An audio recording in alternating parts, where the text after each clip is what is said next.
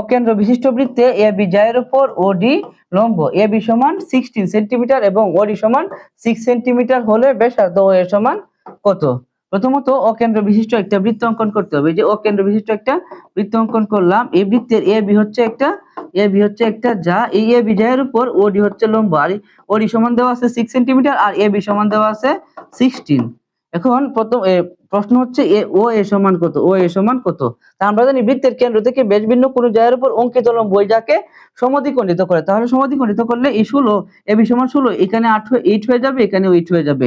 এখন এই ত্রিভুজ হচ্ছে একটা সমকোণী ত্রিভুজ, আর সমকোণের বিপরীত হচ্ছে অতিভুজ। সমকোণের বিপরীতে ও আছে, মানে ও হচ্ছে অতিভুজ। আমরা অতিভুজের মান বের করব।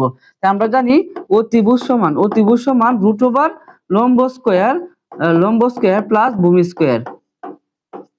এখন লম্বের মান আছে হচ্ছে 6 উপরে স্কয়ার, আর ভূমির মান আছে 8 উপরে স্কয়ার, আর উপরে কি হবে √ এখন 6 স্কয়ার মানে হচ্ছে 36 আর 8 স্কয়ার মানে হচ্ছে 64, আর যে √ 36 আর 64 হচ্ছে 100, 100 √ করলে হবে 10, অর্থাৎ সঠিক ও এর ব্যাসার্ধ ও এর সমান 10 সেন্টিমিটার হবে।